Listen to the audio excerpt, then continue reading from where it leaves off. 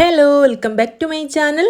അപ്പോൾ ഇന്ന് നമ്മൾ കുറഞ്ഞ ചേരുവകൾ വെച്ചിട്ട് വെറും 10 മിനിറ്റിൽ തയ്യാറാക്കിയെടുക്കാൻ പറ്റിയ നല്ലൊരു 4 മണി പലഹാരത്തിൻ്റെ റെസിപ്പിയാണ് കാണിക്കുന്നത്. അപ്പോൾ വെറും 2 നേന്ത്രപ്പഴം ഉണ്ടെങ്കിൽ നമുക്ക് തയ്യാറാക്കിയെടുക്കാം. അതിൻ്റെ കൂടെ 2-3 ചെറിയ ഇൻഗ്രീഡിയൻസും കൂടെ മതിയാവും കേട്ടോ.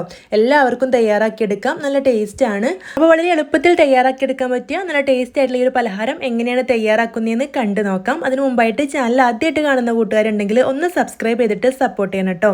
വീഡിയോ ഇഷ്ടമായിട്ടുണ്ടെങ്കിൽ ലൈക്ക് ചെയ്യാനും കൂടെ മറക്കരുത്. അപ്പം ഇനി നമുക്ക് റെസിപ്പി കണ്ടു നോക്കാം. അപ്പോൾ ഈ ഒരു പലഹാരത്തിന് വേണ്ടിയിട്ട് 2 വലിയ നേന്ത്രപ്പഴം എടുത്ത് വെച്ചിട്ടുണ്ട്. ഇനി നമുക്കിതൊന്ന് ചെറുതായിട്ട് കട്ട് ചെയ്തെടുക്കണം.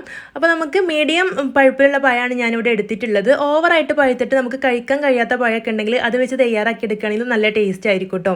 അപ്പോൾ ഇതുപോലെ ചെറുതായിട്ട് കട്ട് ചെയ്തിട്ടുള്ള പഴം മിക്സിയുടെ ജാറിലേക്ക് ചേർത്ത് കൊടുക്കുക. നമുക്ക് നന്നായിട്ടൊന്ന് അരച്ചെടുക്കാനാണ്.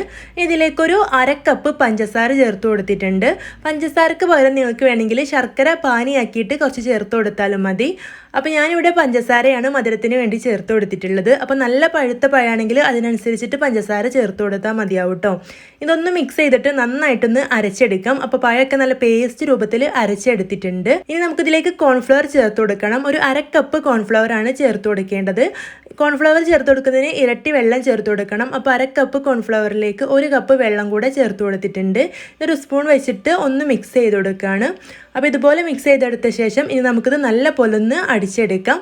അപ്പോൾ നന്നായിട്ട് തന്നെ അടിച്ചെടുത്ത് കൊണ്ടുവന്നിട്ടുണ്ട്. ഇനി ഏത് പാത്രത്തിലാണോ ഇത് നമ്മൾ തയ്യാറാക്കിയെടുക്കുന്നത് അതൊന്ന് നമുക്ക് കുറച്ച് നെയ്യ് തേച്ചിട്ട് വെക്കണം. അപ്പോൾ ആദ്യം തന്നെ ഇതുപോലെ നെയ്യ് തേച്ച് വെക്കണം കേട്ടോ. നമ്മൾ തയ്യാറാക്കി കഴിഞ്ഞാൽ പിന്നെ നെയ്യൊന്നും തേച്ചിട്ട് വെക്കാനുള്ള സമയം ഉണ്ടാവില്ല. ഇനി നമുക്ക് ഈ ഒരു പഴം അരച്ചത് ഈ ഒരു പാനിലേക്ക് ചേർത്ത് കൊടുക്കുക. എന്നിട്ട് നന്നായിട്ടൊന്ന് മിക്സ് ചെയ്തെടുത്തിട്ടുണ്ട്. നല്ലപോലെ മിക്സ് ചെയ്തെടുത്ത ശേഷം വേണം നമുക്ക് ഗ്യാസ് ഫ്ലെയിം ഓൺ ആക്കാനായിട്ട്. അപ്പോൾ ഇതിലേക്കൊരു മഞ്ഞനിറം കിട്ടാൻ വേണ്ടിയിട്ട് കുറച്ച് മഞ്ഞൾപ്പൊടി കൂടെ ചേർത്ത് കൊടുത്തിട്ടുണ്ട്. യെല്ലോ ഫുഡ് കളർ ഉണ്ടെങ്കിൽ അത് ചേർത്ത് കൊടുത്താലും മതിയാവും. മഞ്ഞൾപ്പൊടി ചേർത്ത് കൊടുത്താലും കുഴപ്പമൊന്നുമില്ല കേട്ടോ, അതിൻ്റെ ഒരു ടേസ്റ്റ് ഒന്നും ഉണ്ടാവില്ല. അപ്പോൾ അത് നന്നായിട്ട് മിക്സ് ചെയ്ത് കൊടുത്ത ശേഷം നമുക്ക് ഫ്ലെയിം ഓൺ ആക്കിയിട്ട് ഇളക്കി കൊടുക്കാം. അപ്പോൾ ഈ ഒരു പലഹാരം തയ്യാറാക്കി എടുക്കാൻ വേണ്ടിയിട്ട് കൈ എടുക്കാതെ ഇളക്കി കൊടുക്കണം കേട്ടോ. നമ്മൾ കോൺഫ്ലവറൊക്കെ ചേർത്ത് കൊടുത്തുകൊണ്ട് തന്നെ പെട്ടെന്ന് കട്ടായിട്ട് വരും. അപ്പോൾ കൈ എടുക്കാതെ ഇളക്കിക്കൊണ്ടിരിക്കുക. ഇനി നമുക്ക് നല്ല അടിപൊളിയായിട്ടുള്ള കുറച്ച് പ്രോഡക്റ്റ്സ് കണ്ടു നോക്കാം. റാണിയ യൂത്ത് ഗോൾഡ് എന്ന ബ്രാൻഡിൻ്റെ കുറച്ച് പ്രോഡക്റ്റ്സ് ആണ് കേട്ടോ ഞാനിവിടെ കാണിക്കുന്നത്. നല്ല അടിപൊളി പ്രോഡക്റ്റ്സ് ആണ്. അപ്പോൾ ഈ ഒരു ചർമ്മ സംരക്ഷണത്തിൽ 100% ഹലാലായിട്ട് നിർമ്മിക്കുന്ന ഒരു ബ്രാൻഡാണ് റാണിയ യൂത്ത് ഗോൾഡ്. മലേഷ്യയിലുള്ള ലോകത്തിലെ ഏറ്റവും വലിയ ഹലാൽ ലാബിലാണ് ഈ ഒരു റാണിയ യൂത്ത് ഗോൾഡിൻ്റെ നിർമ്മാണം. ഇതിലെ എല്ലാ പ്രോഡക്ട്സും ആൽക്കഹോൾ ഫ്രീ ആണ്, പാരബൻ ഫ്രീ ആണ്, ഡെർമറ്റോളജിക്കലി ടെസ്റ്റും ചെയ്തതാണ്, അതുപോലെ തന്നെ വെജിറ്റേറിയനും ആണ്. അതുകൊണ്ട് തന്നെ ഒട്ടും ഹാംഫുൾ അല്ല. അപ്പോൾ നന്നായിട്ട് വിശ്വസിച്ച് ഉപയോഗിക്കാൻ പറ്റിയ നല്ലൊരു ബ്രാൻഡാണ് റാണിയ യൂത്ത് ഗോൾഡ്. പിന്നെ ഈ ഒരു റാണിയ യൂത്ത് ഗോൾഡിൻ്റെ സ്കിൻ കെയർ ശ്രേണിയിൽ 24K ഗോൾഡും അതുപോലെ വിറ്റാമിൻ സിയും അടങ്ങിയിട്ടുണ്ട്. അടുത്തതായിട്ടുള്ളത് ഈ ഒരു ടോണറാണ്. ഇതിൽ റോസ് എസൻസ് ഒക്കെ അടങ്ങിയിട്ടുണ്ട്. അതുകൊണ്ട് തന്നെ ഈ ഒരു ടോണർ ഉപയോഗിച്ചിട്ട് നമ്മുടെ ചർമ്മം നന്നായിട്ട് തന്നെ ടോൺ ചെയ്തെടുക്കാനായിട്ട് സാധിക്കും. അടുത്തത് ഗോൾഡൻ സ്കിൻ എലിക്സിയർ ആണ്. ഈ ഒരു റാണിയ യൂത്ത് ഗോൾഡ് ഉപയോഗിക്കുന്നവരുടെ ഫേവറേറ്റ് ആയിട്ടുള്ള ഒന്നാണിത്. ഇത് നമ്മുടെ സ്കിന്നിലേക്ക് ഒരു 12 ലെയേഴ്സ് ഉള്ളിലേക്ക് വരെ തുളച്ച് കയറിയിട്ട് സ്കിന്നിലെ എല്ലാ പ്രോബ്ലംസും പരിഹരിക്കാനായിട്ട് ഈ ഒരു ഗോൾഡൻ സ്കിൻ എലിക്സിയറിന് സാധിക്കുന്നതാണ്. അപ്പോൾ ഇത് നല്ലൊരു പ്രോഡക്റ്റ് ആണ് കേട്ടോ. അപ്പോൾ നിങ്ങളൊരു ബ്യൂട്ടി കോൺഷ്യസ് ആണെങ്കിൽ, സ്കിൻ കെയർ ഒക്കെ ചെയ്യുന്നവരാണെങ്കിൽ നിങ്ങൾക്ക് നല്ലൊരു പ്രോഡക്റ്റ് ആണ് കേട്ടോ ഇത്. അതുപോലെ തന്നെ നമുക്ക് ഫ്രണ്ട്സിനൊക്കെ ഗിഫ്റ്റ് ആയിട്ടൊക്കെ കൊടുക്കാൻ പറ്റിയ നല്ലൊരു പ്രോഡക്റ്റും കൂടെയാണ്.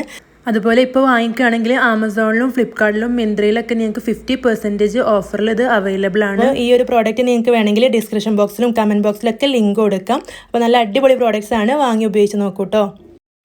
അപ്പോൾ കുറച്ച് സമയം ഇതുപോലെ ഇങ്ങനെ ഇളക്കി കൊടുക്കുമ്പോൾ അത് നല്ല ടൈറ്റ് ആയിട്ട് വരും. അപ്പോൾ ആദ്യം കുറച്ച് സമയം ഹൈ ഫ്ലെയിമിലും പിന്നെ ഇതുപോലെ ടൈറ്റ് ആയിട്ട് വരുന്ന സമയത്ത് മീഡിയം ടു ലോ ഫ്ലെയിമിൽ ഇട്ടിട്ട് വേണം ഇത് ഇളക്കിയെടുക്കാനായിട്ട്.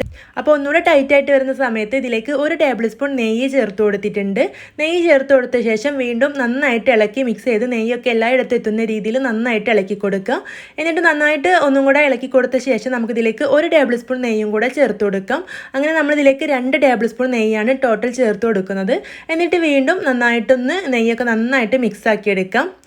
അപ്പോൾ കുറച്ച് സമയം കൂടെ അത് മിക്സ് ചെയ്തെടുക്കുമ്പോൾ നല്ല ടൈറ്റായിട്ട് കിട്ടും. ഈ ഒരു പാനിൽ നിന്നൊക്കെ വിട്ട് നല്ല പോലെ കിട്ടും കേട്ടോ. അപ്പോൾ ഇതുപോലെ ആവുന്ന സമയത്ത് നമുക്ക് ഫ്ലെയിം ഓഫ് ചെയ്യാം. എന്നിട്ട് നമ്മൾ നെയ്യ് തേച്ച് വെച്ചിട്ടുള്ള ആ ഒരു പാത്രത്തിലേക്ക് ഇത് ചേർത്ത് കൊടുക്കാം.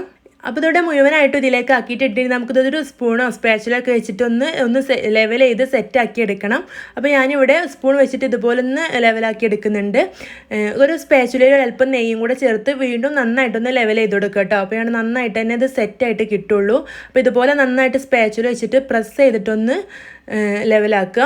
അപ്പോൾ ഇനി നമുക്കിതൊരു 2 മണിക്കൂർ മാറ്റി വെക്കണം. 2 മണിക്കൂർ ഇതൊന്ന് സെറ്റ് ആവാൻ വേണ്ടിയിട്ട് വെക്കുക. 2 മണിക്കൂറിന് ശേഷം നമുക്കിത് കട്ട് ചെയ്തിട്ട് കഴിക്കാവുന്നതാണ്.